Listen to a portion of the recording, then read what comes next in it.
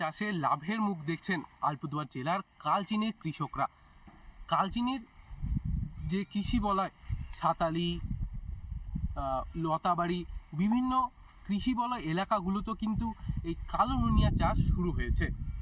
কৃষকদের কথায় অন্যান্য ধান চাষের থেকে অনেকটা লাভজনক এই কালো নুনিয়া চাষ। এক বিঘাতে অন্যান্য ধানের তুলনায় উৎপাদন কম, তবে আয় বেশি।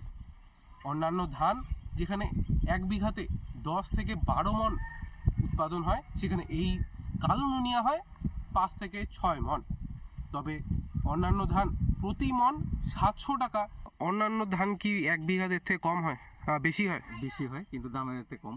দাম কম। দাম কত টাকা, কত হয় ধান আর কত টাকা পান? 700 টাকা করে ধরলে পরে 10 মণ হবে বিঘাতে, 7,000 টাকা পান। 7,000 টাকা পড়বে। মানে এটা উৎপাদন কম হচ্ছে কিন্তু দাম ভালো পাচ্ছেন। হ্যাঁ, এটা কম হচ্ছে কিন্তু দাম ভালো আছে, দামটা ভালো, দামের জন্য পোষায় যায় আর কি।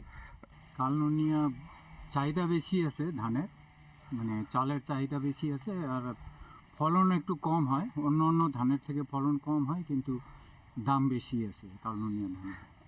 অন্য ধান এক বিঘাতে কত হয় আর এটা কত হয়? অন্য ধান বিঘাতে আমাদের এইখানে ওই 10 মণ 12 মণ। আগের বার থেকে এবছর আরও 10-15 বিঘা বেশি লাগাইছে চাষি ভাইরা।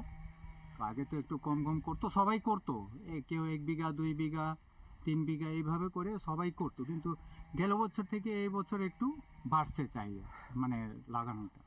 তবে এই ধান বিক্রি হয় 2000 টাকা মণ দরে। ফলে অনেকটাই কিন্তু লাভজনক কৃষকদের কাছে এই কালো নুনিয়া চাষ। ফলে প্রতি বছরই কিন্তু কৃষকদের সংখ্যা বাড়ছে এই কালো নুনিয়া চাষে। আর এই কালো নুনিয়া চাষে আশার আলো দেখছেন কৃষকরা। আমার শহর কালচিনি থেকে সৌম্যদেব সেনের রিপোর্ট, কলকাতা টিভি।